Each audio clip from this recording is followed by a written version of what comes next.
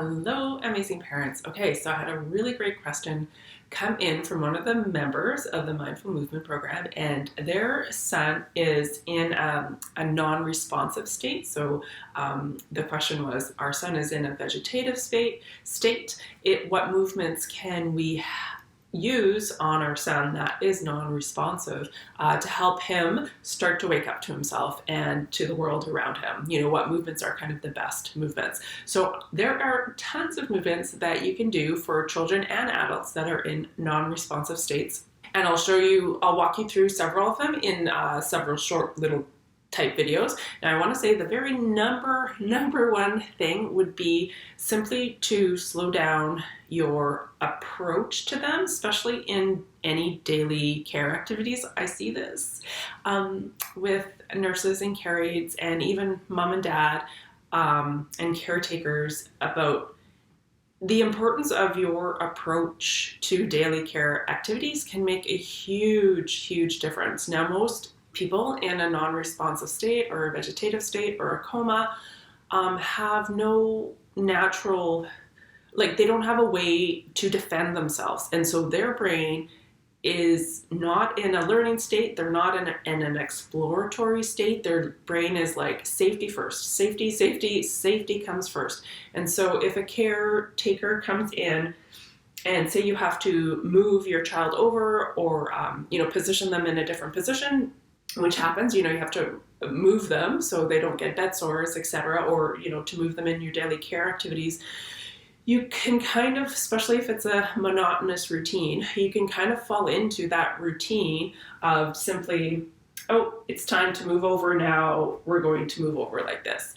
Now, there's nothing necessarily wrong with that approach, but I like to think of it as an opportunity. This is a golden opportunity where you are interacting with their nervous system. And it's an opportunity for you to connect to their nervous system and tell them that their nervous system is safe in your hands, and that maybe there's an opportunity to learn something new, an opportunity to create a space for them to have an opening, for their brain to come out of the protective mode and out into engage in the world mode. If we had to do, if it was time for them to turn over so they didn't get a bed sore, or whatever you're doing, you're transitioning them and it's time to turn them over, this is one way to do it. Or, just think of your approach, think of your hands like magic spotlights to shine a spotlight for the brain to say, hey, it's mom, it's dad, it's whoever you are, it's your caretaker. Hi, it's mom, I'm here, you're safe. This is my hands on your head, and I'm going to just slip my hands under your head because we have to roll you over now. So we're going to do this in a really super gentle way. I'm just going to roll your head a little bit first, just so you get the idea. Now I'm going to use one hand here, and I'm going to move my hand underneath your shoulder. And you feel that? We're just going to roll you over just so it's a little bit more comfortable for you. And here we go. We're going to roll you over onto your side. So you can see my approach. I could have even gone slower. I could have even gone subtler. I could have, maneuvered my hands in different ways to shine a spotlight on different areas of her body. If I wanted to, I could have done her chest, her sternum, her ribs, her pelvis. Maybe we could have explored a little bit more time on her head, etc. But you can see the difference between, oh, hey, it's mom, we're going to roll you over, versus, hi, hun, it's mom, this is your head, these are my hands. Oh, my hands are cold today, let me warm them up. Here's your neck. We're just going to, we have to roll over now, so I'm going to gently do this together. Let's roll you in this direction here. Oh, there's your hand. Let's bring your hand with you, etc. You can see just by the quality of slowing myself down and communicating with them what you're doing, the quality of your movements will interact with their nervous system. Okay, so I guess that's the biggest point I want to make is make sure these little moments of interaction, you're actually interacting with their nervous system, and it's a brilliant place and space for you to connect to their nervous system and create a little bit of space where you can start to add in those slow, gentle variations of movements, even if it's like super subtle. Even so, we can take this movement, something turning over, into, hey, my hands are on your forehead. Oh, there's your ears. Oh, there's the back of your head. We have to roll over. We're going to roll over in this direction here. So it's very subtle. We're rolling to the left a little bit. Now, oh, what about this hand? I have to move your hand as well. Do you feel that hand there? There we go. Now I'm going to put my hand on your ribs. Do you feel that in your tummy? Your tummy's rolling over too. Oh, here, let me slide your hand forward. And there we go. So you can start to break it down into separate parts, whatever kind of makes sense for your child's body dynamics and what's going on in the moment.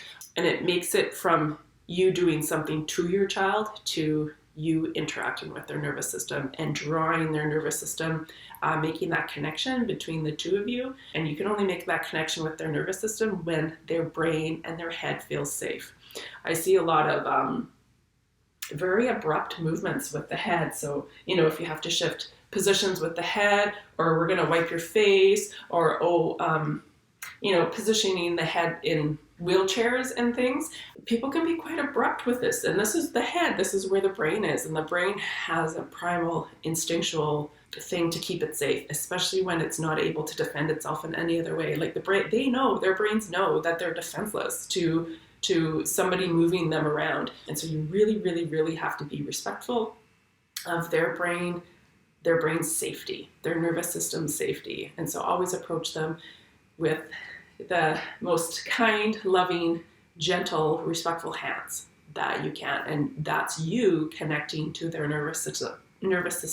And you will feel the change from something utilitarian, doing something to them, to connecting with them. There's an automatic, you will feel the change, you will feel the connection.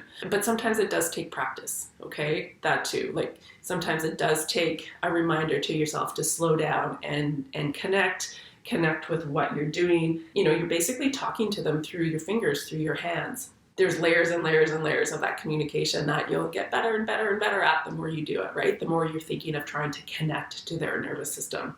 Okay, so that's the first step, is one, connect to their nervous system and make sure they're safe. Treat their nervous system like something extremely fragile that you're trying to connect to and trying to open up a little bit of possibility. And you just can't do that when you're being utilitarian, when you're trying to do things to them. You have to really connect to them through your hands and through your touch. Okay, so hopefully that's helpful.